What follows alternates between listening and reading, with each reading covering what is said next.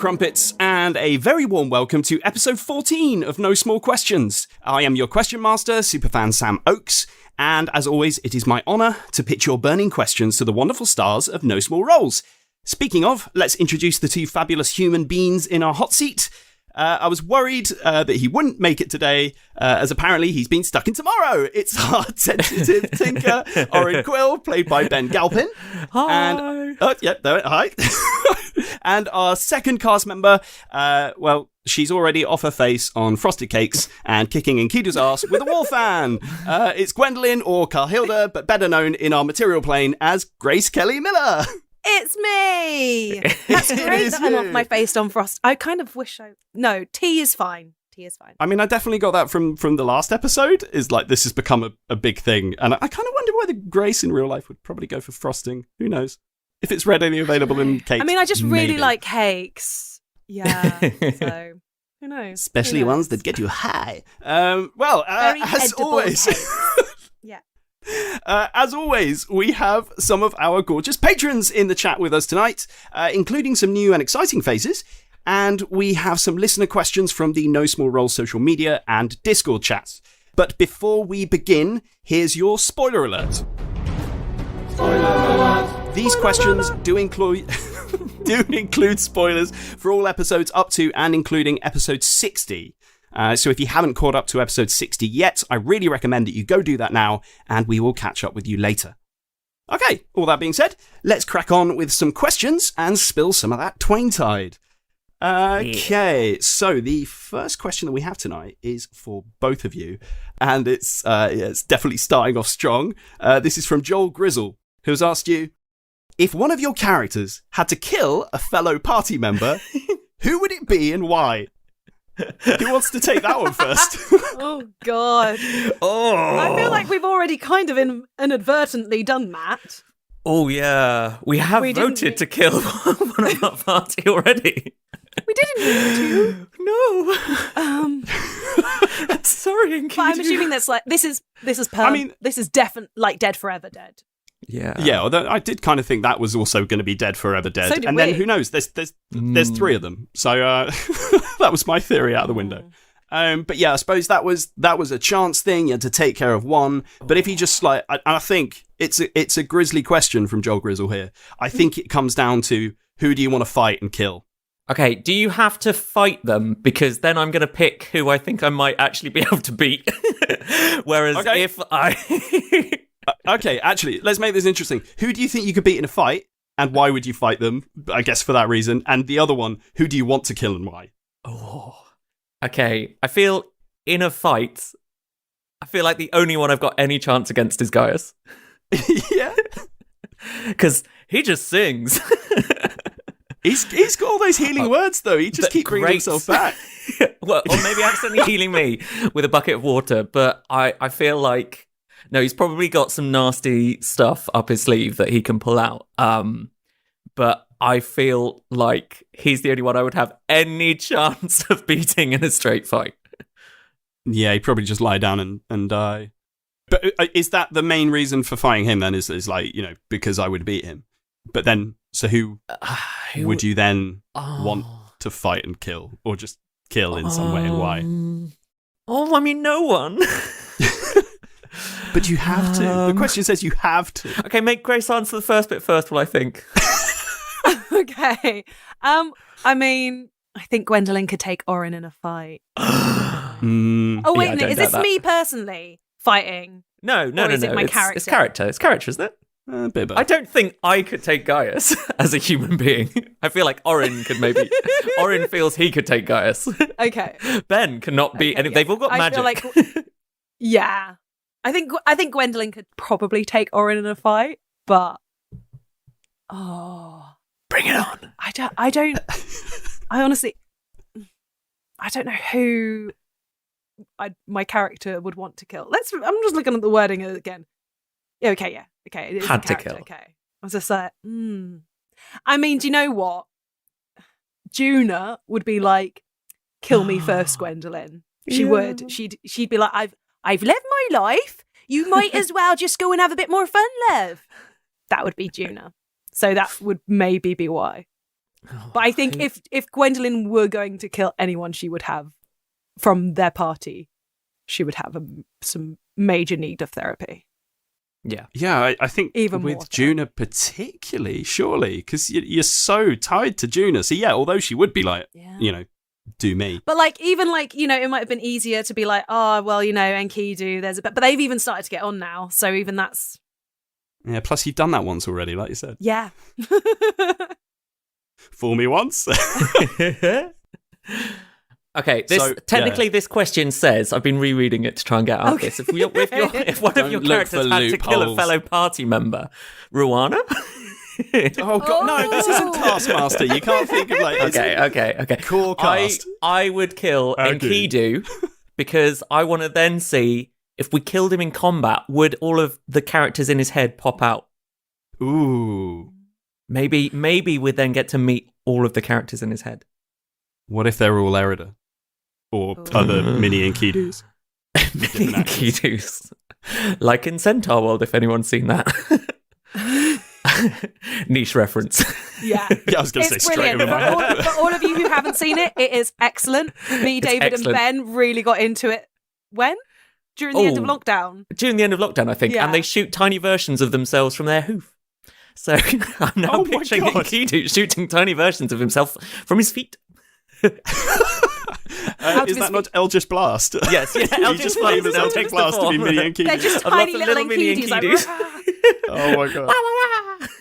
I have to say, by the way, talking about pitching things, go see these. I do have to mention one from a couple of episodes ago where David mentioned Galaxy Quest. I watched it again last night for the first time in a while. It really does hold up. So we're going to plug it again. Go watch Galaxy Quest, everyone. Good. Right. Good. Well done. You so got we through the both first kind question. of avoided that. Yeah. That's a tough question, John Grizzle. Yeah, that's hard. Joel Grizzle. Yeah. I like it, but that's Grizzle. hard. I hope that when you ask more questions in future, they have this same kind of level. Or it's just this question posed to every single make cast everybody member. answer this question. Yeah, and then when you guys come back, he asks you again. Yeah, it's like, changed. that's not enough of an answer. Do it again. See Who what we killing? happens in 10 episodes' time. Beautiful. Okay, I've got a question here for you from Pippa, and I will be asking on her behalf tonight. It's for both of you. What would be the best and worst thing about living in Dulamir if you could be transported there? That is tasty. The worst thing is Hmm. flames, floods, the dead rising, and titans tearing a world asunder. That's pretty bad. I mean, it depends if you're a Titan. But I'm not. I'm No. Grace. Just a person. Can you think of a best thing in that scenario? Obviously not. It's a big question it's a because big it's taking you question. guys a while to think about. I'm having to Okay, go through my Rolodex in my brain. Shall You I go, answer Ben. what you think? Yeah, please. I feel like I've got I think my best thing is just magic. Just getting magic to play with would be cool. I would hope if I was living Dulamir, Pippa, you would allow me to have some sort of magic. Good. Pippa's thumbs up that. Because just being able to prestidigitate or light a fire, open a door with thaumaturgy, summon a magical companion, it would just be amazing. Yeah, all the magic. That would be the best thing. And the worst thing would be, I think, the Hex. Because you just know they'd get in your life and get in the way and be annoying and turn up at inopportune moments and just make a complete menace of themselves. Like, they seem like integrated into all elements of Dulamir. You can't escape them. So obviously, in game, you've started to work out the areas that the Hex are kind of running rampant, right? Yeah. From the notes that you had. So if you had then the choice of living anywhere within this world, within this time of Dulamir, where would you pick? I mean, Splinter Falls is part of Dulamir, isn't it? It's not part of. Oh yeah. I'm looking at the QM. Dulamir is the whole world. Isn't it? Dulamir is the whole world, isn't it? We're so knowledgeable about the world we find. I get confused because Elton-Pier is the Yes. continent. So Splinter Falls. Region. Well, Splinter Falls, please. Okay, Splinter Falls, very Just nice. 'cause Good Juna place seems to to study love it. magic as well. Yeah. Yeah. And maybe the Hex haven't got up there. We don't know. We've got no idea if the Hex are there. That's true. There's probably something worse than a hex, Ben. Oh yeah, There probably yeah. is. Yeah, It's there's David's something world. even more magical and evil. There's a reason it's called Splinter Falls.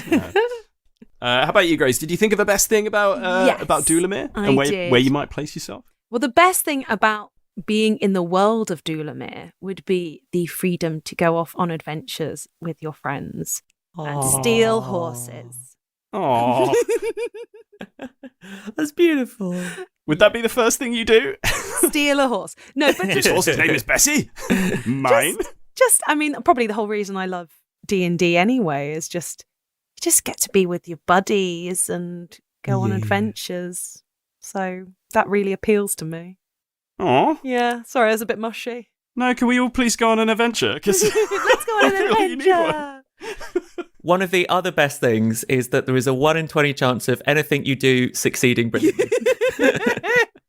Very good. That's very true. I mean, in this world, do you think people just carry a die around with them? 100%. Yeah, 100%. makes sense, Yeah. doesn't it? And they're constantly asking their friends to help so they can roll it twice.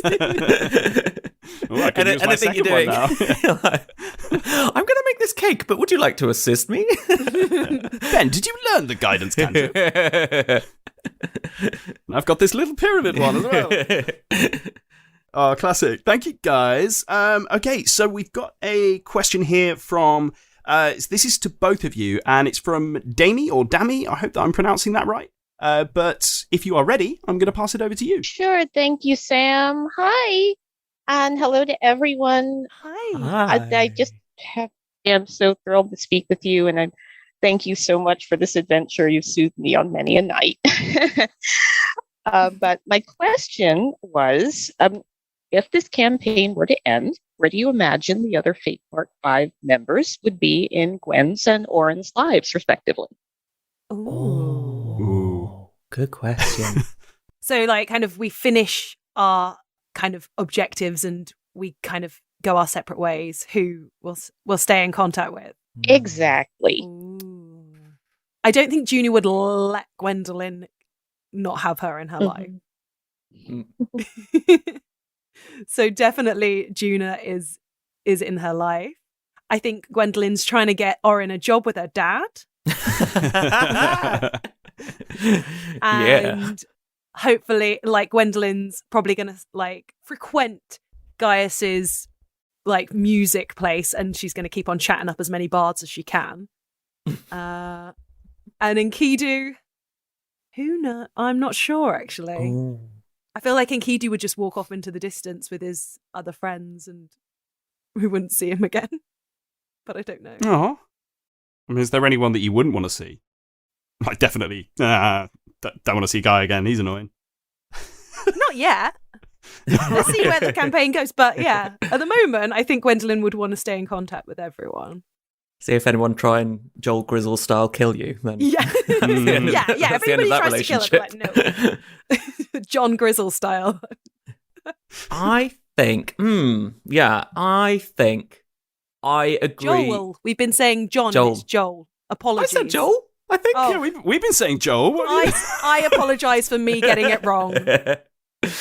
I think Orin, yes, likewise, I feel Juna is now, you just know that Juna is going to be popping up and sending people for the rest of their lives every now and then, just out of the blue. There'll just be the voice of Juna in your head, even if you're not nearby, going, you know, how's it going? What are you doing? What's happening?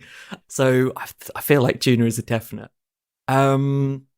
Yeah, likewise, Enkidu, I wonder. I feel like it depends where Enkidu ends up, doesn't it? I think so much. Like, is he going to be off living in such a different world that what's the relationship there like? If he's, I don't know, if he's king or he's first minion to the king or however these things work. Or some kind of demon. Or some kind of demon or I suppose, yeah, and if he achieves his super objective, like you say, he'll be king, but also his friends will be out of his head. So technically he'll have like another group of mates. Yeah. I do wonder what's going to, happen in that scenario. Who Enkidu would choose to... I always think he'd choose them over us. He's known them a lot longer than he's only really known us for like 3 months. Yeah. And these I are think like he's his- said as much, hasn't he, at Yeah. one point? Yeah. has maybe in a no small questions. Yeah. You might have stood a chance if you hadn't voted to kill him. I think that was probably the clutch point. Seal the in that deal there. scenario. Oops. But I think he'll keep in touch with, as you say, Gwen has family useful connections there that like, and I feel like if Myra and Ferrocene have ended up at Gwen's family as well, like, Oren's going to be back there. Like, definitely. He wants to know all about her dad's inventions and what's going on with that. And yeah, as you say, work with him as well. So he's definitely going to keep in touch with Gwen, I think. And Guy, I think they're cousins or it's Something. very similar now. Like, they're family. Even if he doesn't see Guy for years, like, that's always now going to be a connection, isn't it? So yeah, I don't know how often he'll see Guy. But Yeah. I feel like when he does, there'll be a big reunion when it happens. I feel like Guy's one of these people, he'll flit around all over the earth and then just come back and tell you wild stories. You won't know which ones are Yeah. real. You won't know which ones are, he's blatantly making up. But it won't really matter. It's like Crazy Uncle Guy. Yeah. But I can actually, with Gaius, I can see him in a place like Carth. When it was like described as this Bridgerton style, or Regency style, Yeah. let's promenade. I can see Guy fitting into that, or not necessarily filling into it, but loving being a part of that scenario. That I Yeah. can almost see him being there. I don't necessarily know that it's Enkidu's deal. No, I think I don't think it's probably Oren's either, which is why Oren will only see him every 4 years. when he's out of the family workshop over at Gwen's. Yeah. Over in Pryden. Yeah. Or opening a new branch. Mm. Mm. Okay, I hope that answers your question well. I think they gave it a good crack. Oh no, it was wonderful. I was muted. Sorry. It's no problem. Thank you so much for the question. Thank you. And is it Dammy or It's Damie. what's the best way to pronounce It's your name? Damie. Damie. Damie. Damie. Perfect. Oh, like Amy, but with a D. Exactly. Damie. Cute. Gorgeous. Thank you. Thank you. Amazing. Thank you for your question. I'm now putting Damie like Amy in our notes, just like we've got Like Ross Meikle, Meikle Rhymes for like Treacle. treacle, Yeah, yeah. thank you. I Let me love add- those. let me If add everybody that. could have one of those, that's great. yeah. You actually have. That's brilliant. Yeah. Okay, Grace, while you're typing these, we have a question now from Karen, Oh. who has asked you, how much of Gwen's backstory and family had been fully formed before the podcast? And was there anything that has changed during this story? It was pretty well developed, actually. I've still got these kind of scrappy bits of A4 lined paper with like family and all the different names. I think I changed my brother's name because it became too similar to another person. But Oskin, was it? It was too close to Oskin. yeah, something like Yeah. that. So that's why it became Dorian. But that was kind of just a tweak, just because, it's easier to have names that sound different when you're listening to a podcast. And things definitely like refined. So, for example, I knew that my dad had this big like security thing, but it was only when I kind of realized what an artificer was that I was like, oh, David, he's an artificer. Oh, I come from a family of artificers. They're inventors. And once I realized that that was basically the same thing, I was like, okay, cool. That's what that is. And definitely like kind of some of her relationships with her friends has definitely like kind of become clearer in my mind as I got to know Gwendolyn, but not really strayed at all from the core of everything. Just refined, got clearer. That's cute. And so not much of this has changed through the story. Like David's been very like faithful to the backstory that you drew up then. Yeah. Yeah. I can't really elaborate on that. Yeah, he's doing really well. David done good. David did good, yeah. It's so, like, because you get to have a real kind of idea of who these people are as your family. And so when he then brings them to life with a different character voice or what have you, it's quite exciting. So David's just put in the group faithful, but happy to mess with it. I am worried. I'm worried about, like, what if my dad turns out to be a right shithead? He Like, seems all right so far. so far, who knows though? Like We can give David details, but he will always find ways to surprise us. I can't wait to hear this. I hope that we hear the argument with Primrose, because I've been looking forward to that so much. Have to wait for episode 61, see what happens. Yeah. Is that, by the way, is that relationship based on anything within your life? Or is it just something that you kind of dream up? I mean, for the I do character? have a sister, so I can... Does she listen to the podcast? No. Does she have a sending stone? Oh, yeah, and she calls me on it nearly every day and just tells me all sorts of things. But yeah, I can definitely relate to sisterly scraps, shall we say. So yeah, it was important to me for her to have a sister, because I wanted that. And the kind of I'm going to shut up because you haven't met Prim yet. I cannot wait for this moment, and I really hope that they're like a guest character or something like that. I love it with that, like the whole thing with Dwayne. I mean, I just feel like everybody in Gwendolyn's life should be a guest character at this point. I still haven't recovered, and that was like over a year ago now, of just being like, yeah, we've organised this guest, and Jeremy being Dwayne. That was still a lot. Just nailing it. It's the It best. was It's the such best. a clever reveal from Yeah. David and Jeremy. Which also on makes that. me think, like, how many other guests might turn up as family members for the rest of you? Treya? I don't have any family, it's fine. That you know of. Well, okay, so I was going to talk about this because obviously Grace has just said, like, David's kept to the backstory that you wrote up. You tried to fill in all these things, and, it hasn't changed too much. Whereas Ben did basically, like, here's a couple of things, and it's an open book, please play with it. And you spent most of this campaign going, what? Like, wait, I'm an orphan from this area? Okay, I need to go over there, but also I'm a Wingthrup? What? Yeah, I have given David quite a lot of room to play. Where he's from, where he's travelled from a little bit, like that is from me from backstory. So him having sort of travelled down through the Mercylands and then down to the Woden Isles, like I kind of said to David, like, he's from Solmarath or Marath, maybe. He doesn't know. He was young.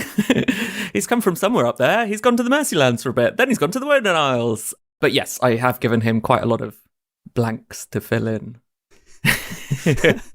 I've been more descriptive in the Woden Isles stuff, I feel. That's more fleshed out with who all the characters from, lots of the characters from Orin's past in the Woden Isles.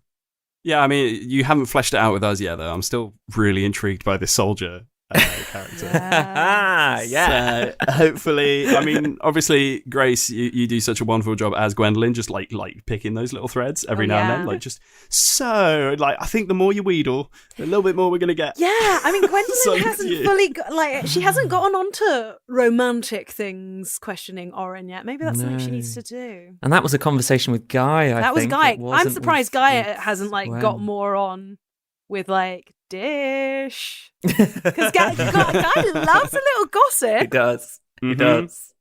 He wants to hear all the good stuff. Sorry, Karen has just put in the chat. It's like, yes, I need to know more about this soldier. So it's Who are they? mm. Orin Little like trip to someone the in Wood Niles, uniform. we said. Oh, beautiful question there, Karen. Okay, one for both of you. So this is from Tiamat, Mr. Dangerblade, who has asked you. I don't know why I said it like that. Given you've been playing this, Mr. Dangerblade, Tiamat. Anyway, yes, back to the question. Sorry, Tiamat. Given you've been playing for a while, has there been anything that's changed from how you originally thought from creation? Sorry. Did I say that correctly? You did. Has there been anything that has changed from how you originally thought from creation, or have your characters done something you thought they may not have done when you created them? So basically, have you broken character through this game? And if you could like pinpoint those bits, that'd be great. Yeah, I'm trying to think. I've got something. Go for it. Mm-hmm. Well, I think she has grown, and I didn't necessarily know how she was going to grow. So I think that surprised me with kind of how she would adapt to the new situation she found herself in. Because like one of my main things was like, she's going to be impulsive. But the more shit has gone down, the more she's got a bit more apprehensive, a bit more anxious, a bit more cautious than she might have been at the beginning of this journey, which has surprised me, but I think it feels quite authentic to who this character is. Because like it's the same with like any character we might start with in a devising process or anything like that. Like we can have a really good idea of our starting block, but until we get that character on stage or in front of people, we start interacting with others around us, you don't really know who they are. It's kind of the experiences that they live that kind of start to tell you a bit more clearly. So And make them a bit more three-dimensional, basically. yeah. So I think there are some things that have been surprising, but kind of always in a good way, because it makes a more interesting character. I think you're still kind of like a push the button kind of person, though. Even if like you may have that like I'm not going to do it on this occasion, but there's still that like kind of childlike curiosity that I get from Gwendolyn of just like, what happens if I open that door? Yeah, and it also depends on who she's around with as well, because like I imagine if it was her and Gaius, there'd probably be a bit more like, okay, yeah, let's do that, and her and Juna. Whereas I think with Enkidu, she'd want to kind of show him up, and with Orin, she'll kind of take on what he's kind of like. I think they vibe off each other a little bit more because they can be a bit naughty together, they can be a bit cautious together. I think she might try and lead him astray a little bit, but also kind of like anything could happen when it's Gwendolyn and Orin. There's kind of sibling vibes going on there, aren't there? Yeah, I think she definitely sees him kind of as a little brother sort of thing. So I think there's also like a bit of a protective thing as well. But they're quite a similar age, aren't they? Yeah. Well, do we know? Do we know? We don't know for a fact because we don't know how old Orin is. So I mean, I feel like they're a similar age. Are they? He's old enough to be her dad. That would be a plot twist. That would be. I'm your father. What? What? Who have I been writing to? I was replying from the book. And I named you Carhilda because... It was not her dad, though, that named her Carhilda. Well, that's true. No, That's true. Yeah. We don't know. I'm trying to. It's a good question. This one. I'm trying to think. I don't feel like there's been like. I think, as you said, Grace, as soon as you sort of start playing the character, you start like finding them so quite what you expect when you're sitting there scribbling notes or talking to David in a session 0 before you actually turn up and start interacting with everyone and playing with everyone is probably completely different. So I suspect Orin episode 1 Orin is probably very different to like even episode 3 Orin, let alone sort of Orin now.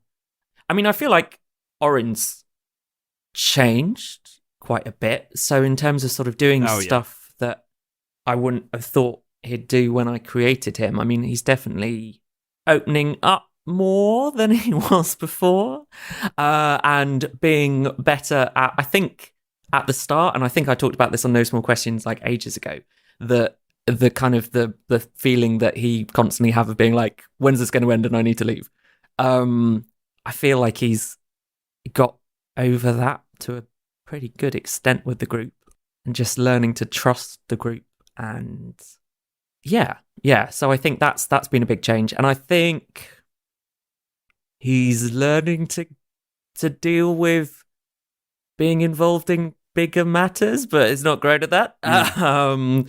And going along a little bit more with what the group needs to be getting on with rather than solo Orin mission of what he wants to be doing, not getting hopefully too distracted with what he wants to tinker with or what he wants to learn about himself and his family and everything else.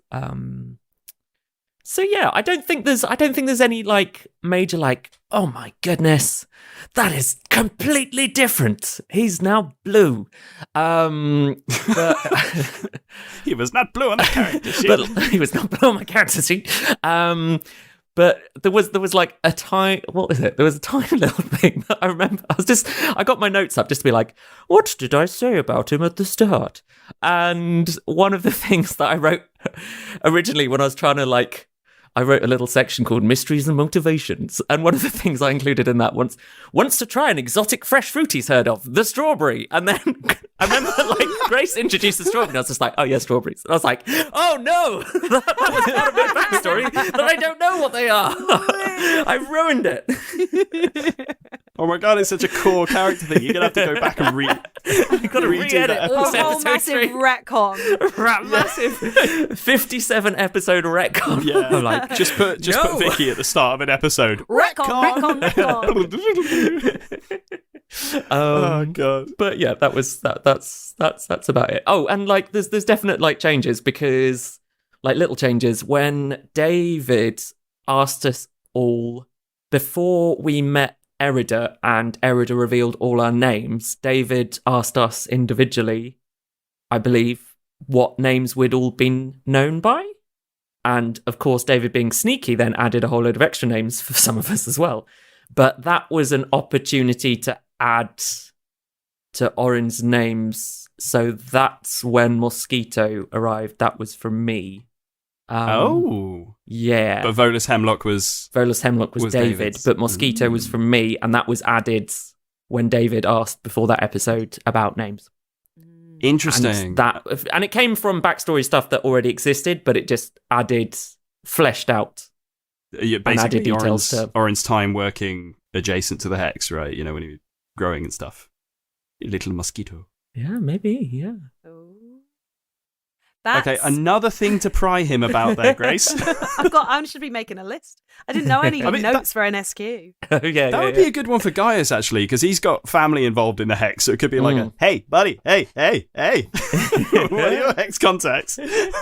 Whilst we have been on a Tiamat Dangerblade question, I just want to do a little shout out, because he came to see Moulin Rouge when I was in it, and he bought me the hand-painted mini of Gwendolyn. Oh my god, it's so good. Those on the Discord may have seen him post. She's holding a little frosted cupcake. Oh my god. Grace, That maybe is we can so take a good. photo and post it on the socials. I too. will take a photo, Yeah. post it on the socials. But she's fabulous. So just a little shout out to Tiamat, and thanks for that. That was amazing. I believe also Vicky and Daryl, I Daryl. believe. He turned up at their shows and gave them hand painted minis. Oh, So what an absolute star. really lovely. Oh. So we're all very, very moved and very, very grateful. So thank you. Very nicely done, Mr. Dangerblade. Let's do it that way now. Right. Do you know what? I'm going to stop speaking for a little while here because I'm clearly going crazy. So I'm going to turn this over to Alice, who has a question for both of you. So, Alice, if you are ready, please fire away. Hello. Hello. So my question is, what other fantasy worlds could you imagine Gwen and Orin fitting into well? Pride, Prejudice, and Zombies. Does that count? Yeah, it's fantasy. Because she's got sense and sensibility and sea monsters as well. But yeah, Regency, but with shit that she can pow. Nice. I like it. Okay, I'm going to be mildly self-indulgent, I think, with my answer. Classic and Ben. actually say classic Ben. And actually say not at all. Abracalad. actually say I think he would fit really well into Victoriosity.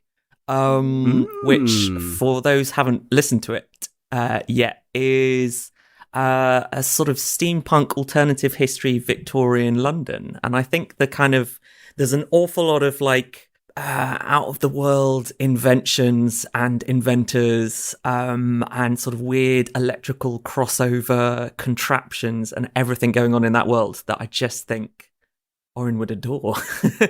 And so I think he could fit into that world. Otherwise, like Isaac Asimov's Foundation, maybe? Like, maybe he'd be one of the people that, like, spoiler alert for Foundation. But, like, when they're setting up the new Foundation, the second Foundation and everything, maybe he'd be one of the people sort of tasked with creating the sort of the new worlds. Yeah. Have you seen, like, Chronicles of Shannara and stuff like that? You know, or the... No. I can't remember what the books are called. The books are amazing. It's like, Children of the Apocalypse and stuff like that. But it's basically a world where magic used to exist, and then they're kind of piecing together bits of magic to create spells, and spells are coming back. I could really see Orin in that one. That sounds amazing. What was it called? And I don't really rate the series that much. There's some really nice special effects, but it kind of went a bit romantic-y. But check out Chronicles of Shannara. It's double N, I think, and then A-R-A-H. Yeah, check it out. You might still be able to watch it in a couple of places, but yeah, I could imagine Orin within that world. Amazing. I did think of one for Gwendolyn just now, and it's completely gone from my head. I mean, Disney, living within the world Yes. of Disney. Yeah. Oh God. I feel like Juna's very like Disney as well, like talking to the animals. She's very sort of Snow White in that sense. Yeah, that or like Howl's Moving Castle, Studio Ghibli. Because yes. both of us, I think, definitely when it came to art as well, like kind of drew from that for inspiration when like kind of telling That's- Sophia. Such a good question. I want to remind myself what art I sent to Sophia. Oh yeah. While I'm looking it up, can I ask Alice what worlds you would see Gwen and Orin in? Oh yeah. I would have said Howl's Moving Castle. I think both of you would fit in incredibly well there. So Yeah. absolutely, I was Both of delighted them. you just said that. Yay! It is also my favorite film. So Oh, that's my go-to happy film. oh. So I mean, oh my God, I've just realized. Hang on. You basically created Sophie. Your love interest has blue hair. Like, Hal definitely has blue hair. At some And he point. turns into a kind of like bird, like. Spoiler alert. Turns into kind of a bird-like dragon kind of thing. Mm-hmm. ooh, parallels. Can we do a one-shot which is like you and Jeremy in a world that's just Howl's Moving Castle?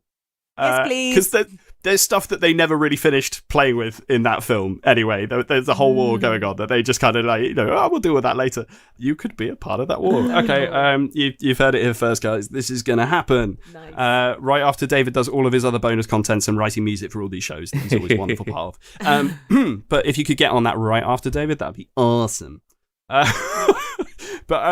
Yeah, thank you so much for that question, Alice. I think that was a really real thinker for you guys.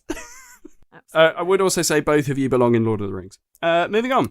I don't know if Orin does. I could see you in there. Maybe you could probably turn up somewhere in Rings of Power. Yeah, in Rings of I Power, haven't he'd watched be, any. spoiler alert, he'd be one of the dwarves working, like, in that world, maybe, would he? Don't know. Maybe not the smashing of the rocks, but I think maybe like a halfling The weirdly dwarf perfect student. rounded rocks. Yeah, right. I don't feel that's a spoiler. Is that a spoiler? There are round rocks. No, Enjoy. There are round rocks and dwarves in the world of Lord of the Rings. Surely Who would have not. thought? My God, you've blown my mind. Okay, let's move on to another question. This one is actually from David, who has asked both of you. Which of Gervain's problems are you most worried about? David's just fishing for plot info here, isn't he? I know, right? It's like, which bit should I concentrate on and make nightmarish? So you worried about the political landscape, the consortium founders' secrets, the criminal underbelly, the faceless foot. I mean, he didn't say this one, but the faceless footman, other shambling mounds. What are you worried about, Erida? What's your main concern? Okay, well, Orin is not worried about the political landscape because we don't need to get involved. It's fine. I think the consortium founders' secrets is. I feel like that's the worry, isn't it? That's the worry for me, and I feel like that's the worry for Orin. What are Kral and them all up to? Yeah. That's the main concern. I feel like Orin has dealt with the criminal underbelly in the past. I'm not saying he's like it's fine, but the criminal underbelly always will be around. Always is going to continue to be around. We'll probably mess around with it a bit. It will probably burn us at times, but I don't feel like we need to try. We can't try and change it. We're not going to be able to try and change massively the criminal underbelly.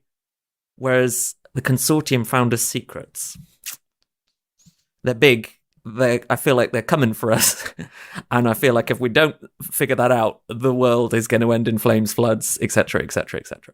Yeah. I'd say Gwendolyn is probably straddling the consortium founders. Yeah. And Wait. and the political landscape. I think political landscape has really hit hard for her. Hearing about what's her name again? That's terrible. The one that got Dwalia. What? Was it Dwalia? What? No, who was the... No, I thought were you we were trying I'm to say? talking about the housemaid Jasana. Yeah. Jasana, sorry. That's what I meant. Who's Dwalia? Who's Dwalia? I don't know. Is she Where's that something from? from another fantasy I think world? that's like a Rings of Power? Drania and something else like that. But yeah, hearing about what happened to David says got canon. me now. Canon Dwalia. She's never called Dwalia. Yeah, sorry, Another Jasana. retcon. Yeah. Retcon. Yeah. Did you hearing just say about ret canon? Oh, I don't know. Ret cannon. Retcon. Retcon. I said retcon, but it might have come out funny out my mouth. I can't help it. I'm tired. I've been in rehearsals all day. Leave me alone. Jasana, that hit hard for Gwendolyn because and knowing that it's happening, people, just normal people taking the blame. Like, I mean, oh yes, Jasana was involved, but like, she didn't deserve that. No. Yeah, I think I think she's becoming a hardcore Prevost supporter by the minute. Yeah, I feel like that Orin and Gwen have got that in common, haven't they? Yeah, it was like, yeah, Prevost. Yeah. Sorry, Enkidu. Yeah. So. Sorry, I had to Google who the hell Dwalia was. It's from something that I have not read in a long time. Anyway, carry on. Not a nice character either. Oh no. No. Yeah, that one did really hit home. And I said this to Jeremy when we spoke on Superfan Chats. It's like it's kind of his worst fears about, like, David's wheel kind of continually turning. What do you reckon happened to Oskin? Do you reckon he's all right? Should that be one of your concerns? I'm worried about what happened to Oskin. Certainly. Yeah. Like, Orin certainly is. Yeah. Because, I mean, Orin included it in his letter when he wrote back to the Roman's to be like, has he turned up there? Is he okay? What's going on? Like, especially now, we know what happened to Jasana. Yeah. Like, And that was like part of their demands as well, wasn't it? That yeah. bad things wouldn't happen That to they were them. okay. Yeah. So that was important to them when they were leaving Tillisham. And it still is. Like, Yeah. Oskin's just a kid. Like, he He's might just be a an kid. annoying little kid, but Yeah. he's still a kid. The thing is, All kids are annoying. That's the thing. Yeah. I mean, you could probably, with relative safety, say that Oskin's not been axed off at this point, because that definitely would have been a rallying cry Yeah. that Prevost would have used. So, in whatever capacity, should be alive somewhere. But I mean, maybe Ben, this soldier of yours, will come back, with Oskin on their shoulders and be like, "You called." Is that Gets your the audition for the running soldier? around. That's the audition for the audition right? for the soldier character. Oh, I would play that character. Have no fear. David, if you need a guest character to play a soldier, just send me Ben's backstory. Oh, dear. Next Oh, Wodenard God. spin-off, here we Oh, come. that's a way to try and get the backstory. Let's see. I just have an idea of this guy turning up at the same time as Ginger as well. It's like, we Oh, both no. run from a continent away.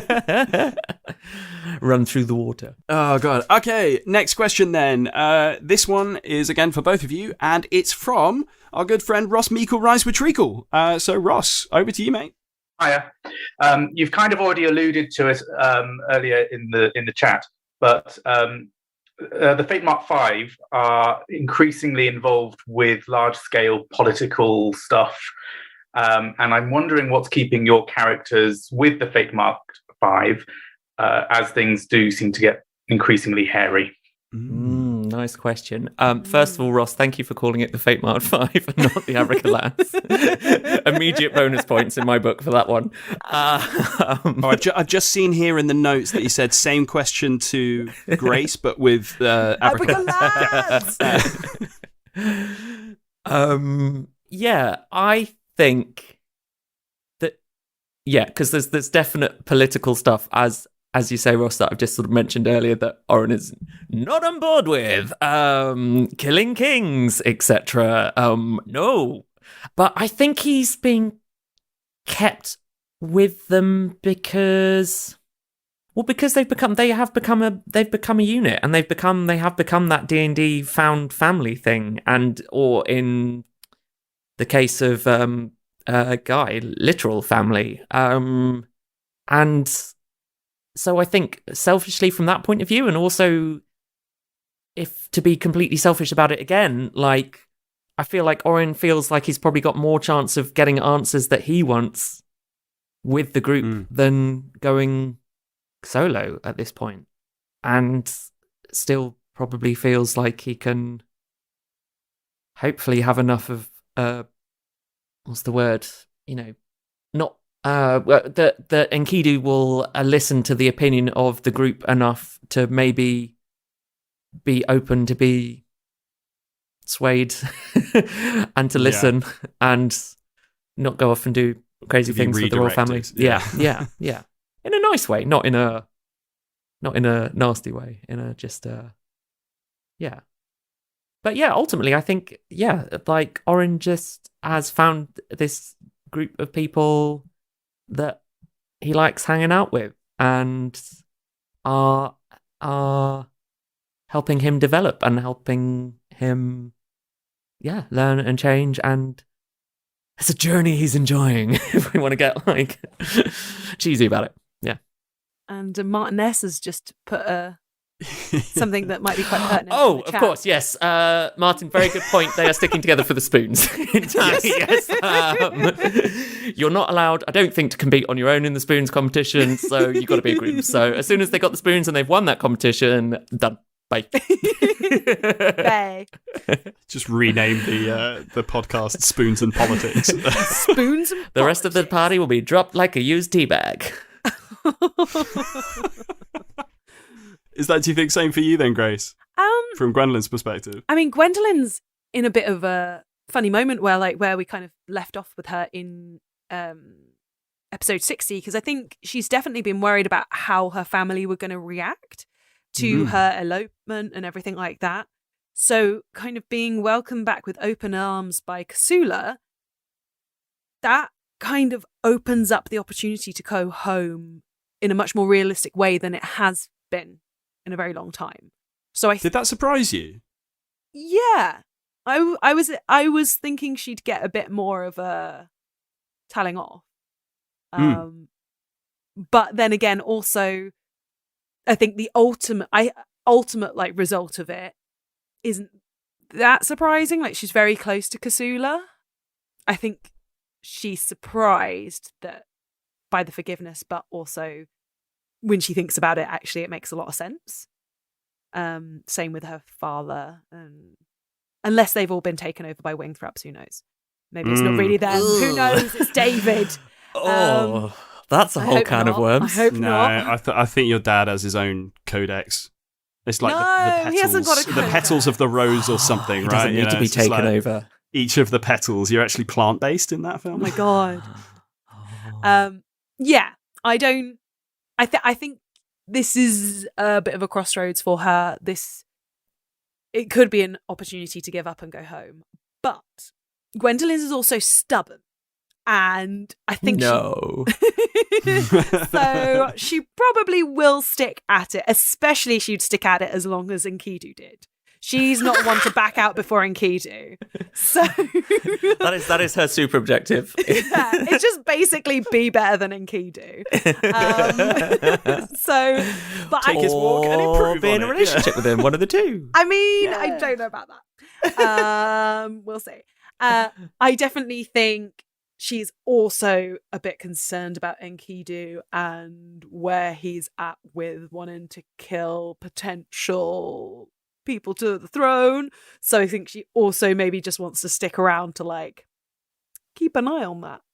Yeah. So I think there's good idea. Yeah, there's a mixture of things, but she could go home at this point. But then there's going to be a debarge waiting there. Yeah, but her family are behind her. And she didn't realise. So they don't give a shit about the departures. Unless that's a ruse to get her to go home and marry Colin. Oh my god. No, gasp. Gasp. Gasp. I have to say, I really love that moment where you just literally ended the fight by being like, I don't want to do this. Like, that was such a joyous moment in that last episode. I didn't even realise you could do that in D&D. Yeah. Stop fighting? What? Stop. You don't have to fight to the death. It's amazing. To the death. I just said death. So actually, I should ask this question. Thank you so much there, Ross, by the way. Thank you. But since we are kind of talking about Gwen's family, or Kaihilda's family, and Kasula, I do have a question from Kit, who's asked about the introduction of this character. And so what's it been like having such a key figure from your character's backstory come into play? And how much of that did you and David discuss about beforehand? And has there been anything that surprised you? So we did kind of get a little bit into, like, you definitely fleshed out the backstory. Was Kasula like a fully realized character before David brought her in? Or did he kind of bring a bit of a different energy with her? She was definitely quite detailed in my backstory because she was this mentor then stepmother situation. There was like there are like kind of little moments, like little scenes I have in my head of like, you know, Gwendolyn finding out that there's a relationship between her mentor and her dad. That was a big thing, especially as a young teenager. And a young teenager who was struggling to keep a hold of her temper as well, full of hormones. So she's definitely had her teenage shouting matches with your mother with Kasula. So Kasula has seen her at her absolute worst. And so knowing all of that's in there, but also she has been the mother to Gwendolyn that she kind of didn't have until because Kasula didn't come into her life till she was about, I want to say like 11, 12 off the top of my head. So right. It was quite like, I mean, Juna, like there are lots of like kind of women in the household that she's kind of close to, but they were people who were part of the staff. So, and I suppose Kasula did kind of start off as staff, but then a different kind of staff, teacher sort of thing. So yeah, I think David brought in like those kind of teacher mentory elements in really well, with just like the kind of, okay, we're going to go out, warm down, all that sort of thing. Yeah, the poking with the stick. Yeah. So good. And she's strict So frustrating with Gwendolyn. She is strict with Gwendolyn, but in a loving way. Like, I think she probably, I mean, this is just me completely guessing, but who knows? They're fictional characters. I can do this. But maybe she sees a lot of herself in Gwendolyn, and therefore knows how to deal with her, and how to push her to get the best out of her, but not push her so much that like she's going to hate her. And I think because they've gone through something as big as a transition from mentor to also stepmom, they have been through a lot together. Did I go off track of the question? No, I don't know. I will go back to the question. Do you know when you're answering something, you're like, did I actually answer what I was asked? No, I think you have answered that Just question. asked it if you want a cup of tea or not. Like, well, I'll tell you what, Kit, could you let us know if Grace has answered your question or not, and we can ask it the next time Grace is on the show, or she can just put it in the show note in the middle bit of the next episode. I'll just be like, hey Kit, how you doing, mate? Chat. Done. Amazing. Okay, on to another question from Pippa for both of you.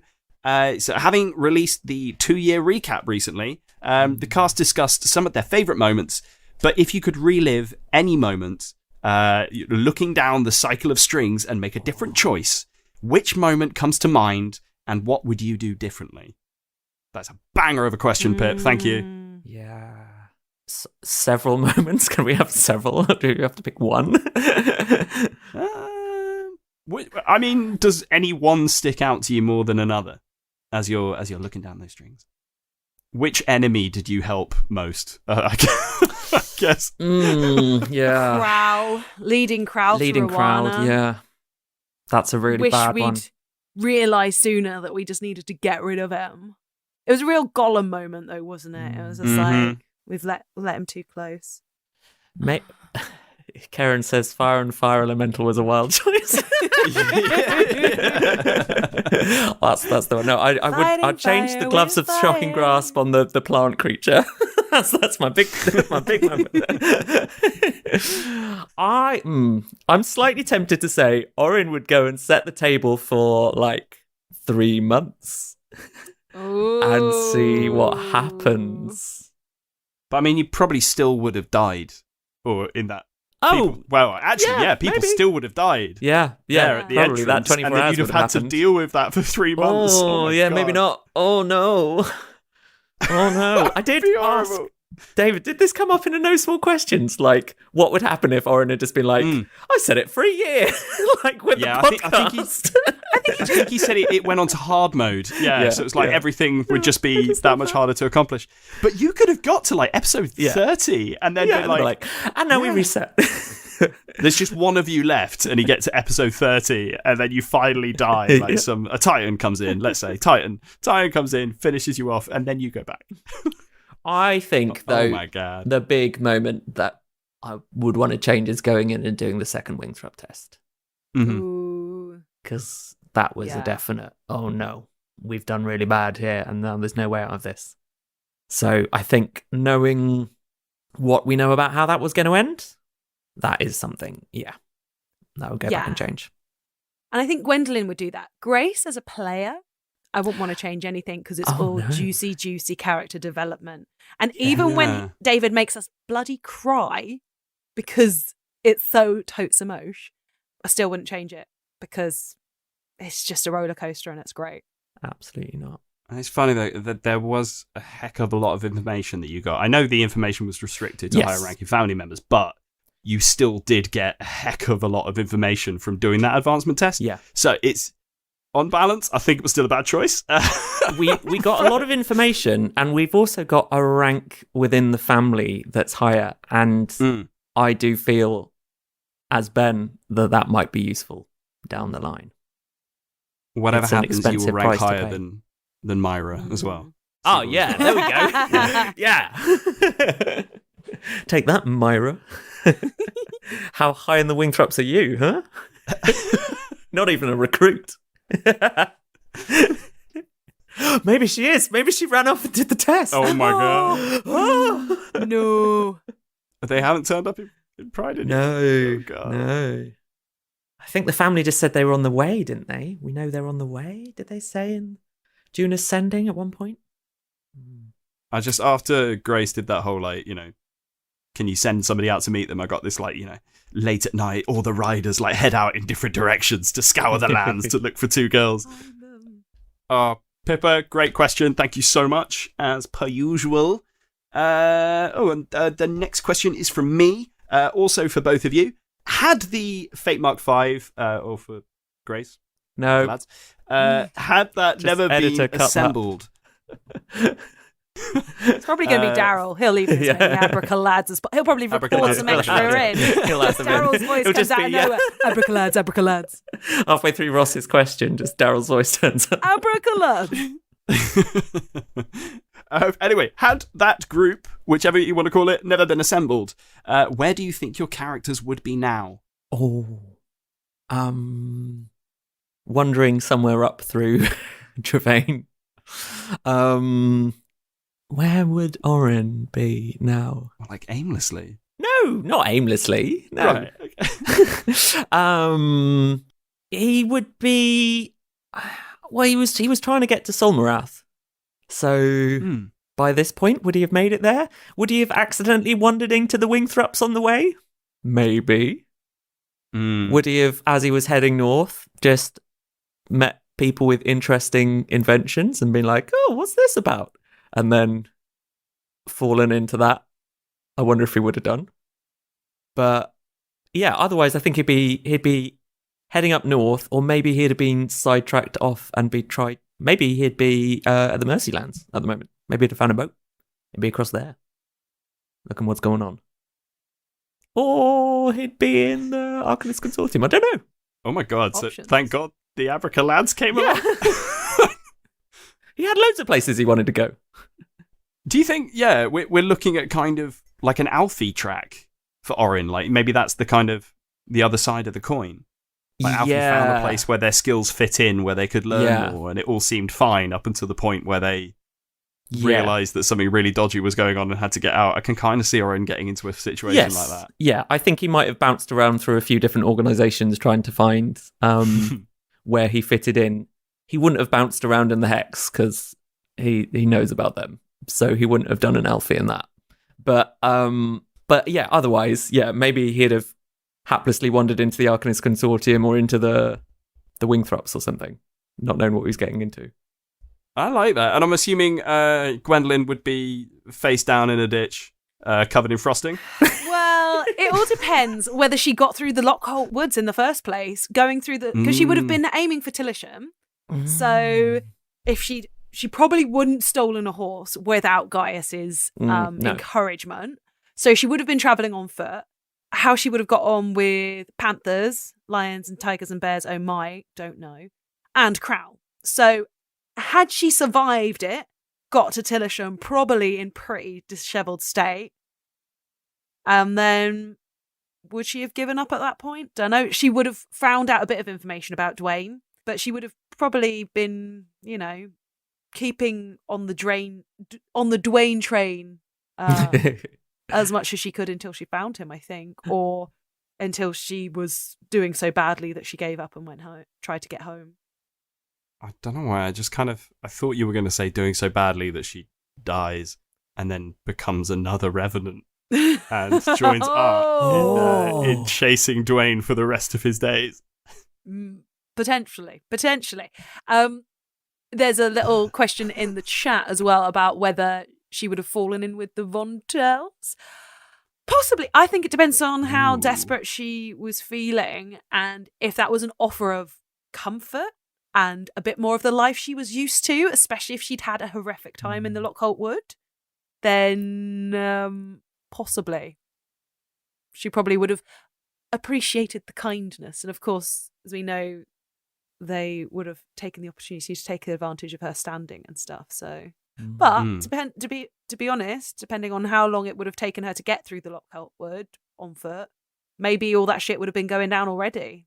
Maybe she would have got just in the wave of zombie animals as they erupted out of the woods.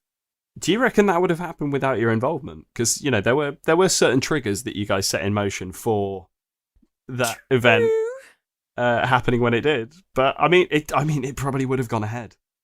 Other people might have got involved. Other adventurers, perhaps. I think Crow was always going to be coming for the Vondells in some way, wasn't Yeah. he? Like, he might not have found Rowana. But I think he was coming for the Vondells, and I feel like, did he know where they were? I feel like he knew where they were without us. Yeah. I feel bad things were coming to that town whether we were there or not. I wonder if Crow would have burnt the folly. That's an interesting wonder. He probably wouldn't. There's quite a lot of information in there. Most people would say that. He'd just move in. Yeah. Be his new underground lair. Yeah. He'd probably like that. Him and the faceless footman hanging out there. I really like, by the way, that the answer to my question is just like really bad, like so much worse than what's going on at the moment. Oh yeah. Also, Grace, you raise a very valid point. Orin would have probably just died in the cave. Is the answer to what would happen to Orin? Like, he'd be dead in a cave. He'd have been petrified. He'd turned to stone. The end. He'd be like, "I'm going to collect these eggs," and then get turned to stone. A single episode campaign would have been great. Okay, one for you then, Ben. This is from Stuart Townend. If you could get Orin to invent any item to help with modern life, what would it be? A robot to empty the washing machine. That's it. I just want something to empty the washing machine, hang up the washing on the line, and then pack it away nicely afterwards. But in particular, that bit from taking it from the washing machine to hanging it up. That's what I want. Just a little robot that goes along and does that for you. Yeah, Karen's just said I'd buy that. The amount of times that I've had to wash my stuff again because I've not got around to taking it out of the washing machine, and when you're then oh, probably smells now, I probably should wash that again. So if I just had a little machine that just stood obediently next to the washing machine, waited for it to finish, and then just opened the door, hung it all up, and then just went and sat on the sofa and watched some telly or whatever it wanted to do afterwards, I would be quite happy. Using my energy. Okay, Stuart, if you want to start working on that, I think it's a question because he's planning to build it. Anyway. Yeah, I'll make it. That's fine. I've already got one buyer. Karen's going to buy it, so that's sorted. It's going to cost £4 million, Karen, just so you know. Right. Let's have another question from Pippa.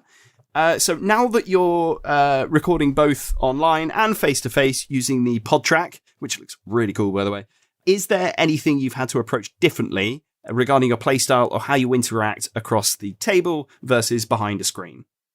Reminding people to aim at their microphone when we're recording together, because it's so easy to be like, oh, okay, I'm talking to this person, I want to look at them, but then completely move off mic and then you can't hear you, and then that's really annoying, and it's like, yeah. That's really odd. I never thought about that being a dynamic. Do you just turn the microphone with you whenever you... Sorry, I'm doing it myself now. Turn the microphone with you whenever you... I think it's just it's just it's something we're going to have to work out with our setup, just to make sure that it's easy to kind of pivot, still keeping your mouth directed at your microphone, but also being able to interact with each other. Because when we're all actors, we want to look at each other's faces and have those moments to look at each other. So I think that's something we just need to get used to. Just like we had to get used to recording on Zoom, we will adapt, because it's certainly such a pleasure to record in person. Yeah, it's a total joy. I think we've learned we want a round table so we can all see each other rather than being on all sorts of different sides of tables. We've learned we need quite a bit of space. We've learned crosstalk is another thing that on Zoom you can just be whoop, and you're muted in the edit a little bit more, whereas when you're all sat around a table together, we just have to be a bit more careful about that. But I think you get so many nice benefits from all being in a room together as well, and being able to see each other and just sort of pick up different energies and stuff. And one of the other lovely things that we've discovered we can do with our lovely PodTrack, thank you so much patrons for our amazing new recording equipment as well, I'm just going to say that, is that we can play music at the same time. Oh my god, that was so good in the recaps. So we can either have music that comes in on the, for the recording, but also we can just play appropriate background music just to set the tone. And we've had a little experiment with that and found it to be highly effective in setting the tone for us. It certainly did for gameplay. I'm interested to see. I still haven't actually listened to it. We've not listened to that back yet, so it might be awful. But it felt so cool. Yes. We felt really immersed in it. Yeah. By being able to have music playing into our headphones whilst we were doing that. So fingers crossed it worked. It sounded really good. Listening to the recaps as well, it sounded really good, particularly when those bits play, because you can kind of hear you guys reacting while, as hearing it for the first time as we're hearing it as well. It was really fun. I really enjoyed that. Looks like a good bit of kit. It's a fantastic bit of kit, and we are very grateful to have it. Yes. But obviously... On behalf of the patrons, you are very welcome. Thank you all for supporting us. Thank you. Yes, thank you so much. It really is amazing. Yeah. But also, I think we will still do stuff on online sometimes, because purely for logistics. If you're rushing home, stuffing some food in your mouth and going, let's play D&D, it's sometimes a bit easier than having to travel the other side of London to get to a certain person's house or something. So I think the fact that we have both options is very exciting. Amazing. Okay. We've got a little bit more time, so there's a couple of questions here we'll finish off with. So starting with Mike C's question for you guys. Are there any, and it kind of follows on from what we've been talking about here in a kind of way, are there any plans to put on a live theatrical show? So it would be awesome to see a bunch of people, a bunch of theatre people play D&D live. I completely agree. So has there been any talk in the background about doing something like that, getting a theatre space, playing D&D in front of an audience, letting the audience get involved? It's definitely something that has been in our minds, and both me and Ben separately saw a show at Edinburgh, which did it very well, interactive. What was it called again? The 20-Sided Tavern, to give them a shout out. They're fantastic. Really, really cool. They're usually based in America, but they came over for the Edinburgh Fringe. So if you see any, or to our American listeners, I mean, I know it's a big place, so I don't know where they're based. But to our American listeners, if you do get the chance to see the 20-Sided Tavern, Ben, do some research. Then go check them out, because it was really fun. They had this element where you got given a die as you came in, and that it was blue, red, or white, basically. And then that was like, okay, I'm going to follow the fighter during this, or I'm going to follow the spellcaster. And you scanned a QR code, which you could then vote on some of the choices that they were making. So it had loads of really cool interactive things and stuff. So that was really cool to see that as an inspiration. I think we would do things differently. Obviously, we would want to do things differently anyway, because otherwise we're just stealing someone else's idea. And now we've named them, we definitely can't get away that with would just be really uncool. we legally can't. We can. We can't claim that we didn't know about them. And I think definitely, like, since the beginning, we've always thought it'd be really cool to record an episode live. But I think being able to bring in some of our theatrical expertise would be cool. Yeah. Obviously, like, Daryl is a real life monk.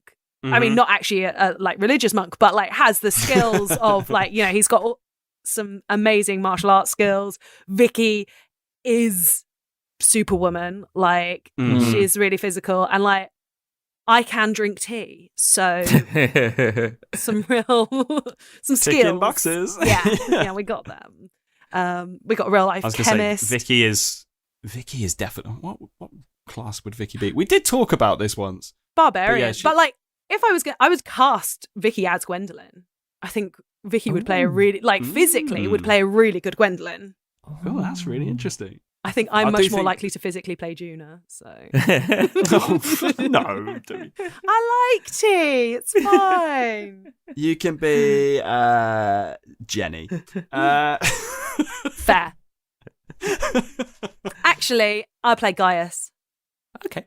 Oh yeah, 100%. It's a character with a G. Yeah, it's got a your character name with a G. I'd give it some swagger. It would be great. Musical. And you've got the mask. Yeah. All good. But yeah, it would be joyful to do something live at some point, definitely. Yeah. And yeah, we just have to figure out when and where and how and what we would do, because I don't think we'd just want to do record a regular episode. I think we'd want to do something. We want to do a show. Yeah, live and in the moment. Yeah, a show that has elements of D&D, but like, that is D&D, but also it would be like, you know, probably different characters and all sorts of things. But it'd be very cool. Cool. So watch this space. Watch this space. Camden Fringe, yeah. Great. Yeah, sure. Edinburgh Fringe 2023 with her. Yeah. I have looked up the 20-Sided Tavern. They are going to Chicago. They're going to the Broadway Playhouse in Chicago from October the 27th to January the 15th. So if you're in Chicago, go and see them. Yeah. They were brilliant. Absolutely. Oh, they were so good. And if you're not in Chicago, go to Chicago. Let's all go together. Yay! Flights are expensive. Okay, so last question. This one is for Ben, because Karen wants to know, and apparently I have in brackets here, she has photo evidence of concept. And this is more of a half suggestion. Could Aggie get some goslings in the form of teacups? I mean, yes. I would love. Karen is holding it. Oh my god, that is such a good drawing, Karen. Oh my god, I love the way they're just marching. Listeners, this is too adorable. We have a beautiful Karen, please send yellow... us the picture so we can put it on the Instagram. I mean, I love the way Aggie looks for a start, but those little kind of following marching teacups are so cute. Oh, she is yellow with a beautiful pattern, and she's got steam coming out the top of her lids. And then she's got two little goose-footed teacups following behind with tea bags. And the tea's like splashing out.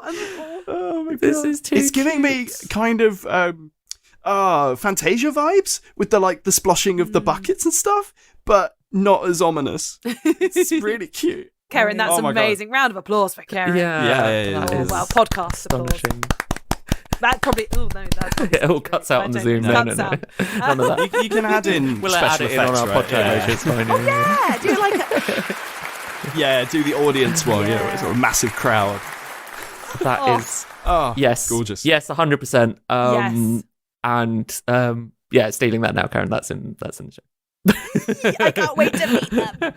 Oh my god, that's such a good drawing. Did you 100% I just need to figure out what spell it is that I can just reconfigure a spell as teacups.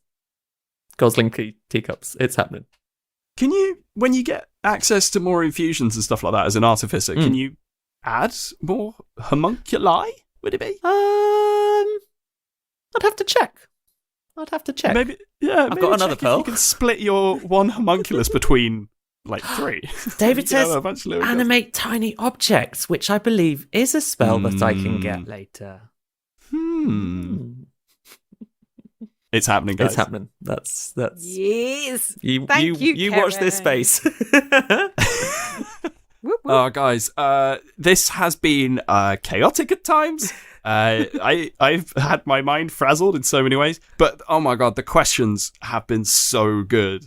There've been some real like thinkers and some real shockers in there as well, and I love the way it started as well. That message from Joel.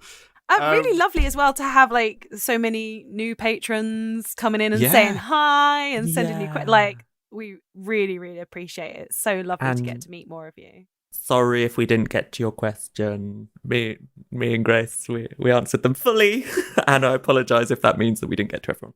Yes, we got chatty We got chatty. and silly. There's actually, yeah, you missed a lot of questions, guys. Oh no, well, you're gonna have to answer them in a bonus you'll content. just have to invite us back.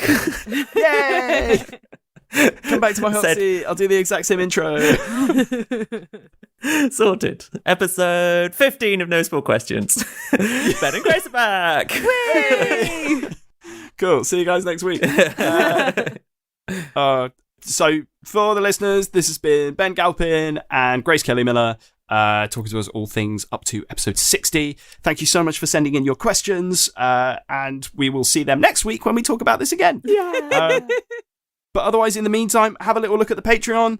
If you're not a subscriber, be a subscriber. Follow them because it means that they get nice shiny equipment every now and then. Thank you for it. Also, check out the Discord because there's always conversations going on there and loads of interesting content. I love the Discord. And, oh my god, I turned off. so many I things to didn't plug. realise that notifications got disabled on my phone. I was like, the Discord's been really quiet for a week, and realised notifications have been disabled, and now I've seen everyone's messages. Sorry, everyone. And you don't have to be a patron to be No. part of the Discord. If you're thinking that that's the reason you're not on it, join it. And also, if you're a technophobe like me, It's free. It's free, and it's actually once you click on the link, it's a lot easier to get involved than you might It think. is actually quite user friendly, isn't Yeah, it? Once it's quite you get intuitive. past, it seems quite overwhelming at first, but then once you start realizing that there's literally places where everything goes naturally. And they can have a gossip with us. Yeah. It's fun. Yeah. It's like playing Chucking in D&D. It seems complicated chucking in at the little first, theories. but it's really easy. If you have somebody to tell you the rules all the time, thank you, Ben. I apologise for telling everyone all the rules all the No, I you couldn't need play one. D&D without you. time. You definitely need at least one. You're my emotional support player. Oh, guys, I hope you've enjoyed this. I hope you guys listening at home have enjoyed this as well. Sam desperately but I trying to think wrap up. That may be all we have time for.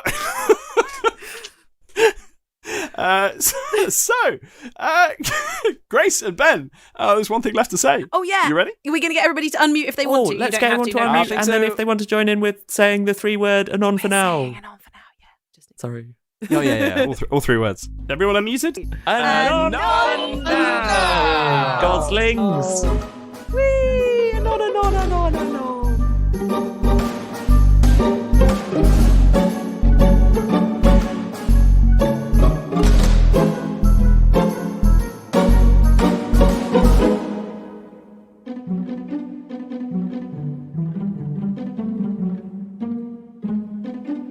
Hello, Goslings.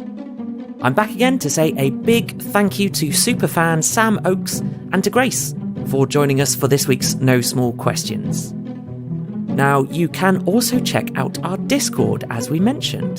There's a link down below in the show notes, and there you can already see Keren's fantastic art of Aggie and the Goslings, as well as some of Tiamat's other amazing painted minis that he's created for us on there. Don't worry, we are also going to be sharing both of those on our socials as well, so do have a look at our Instagram and our Twitter, where you'll hopefully be able to see them very soon.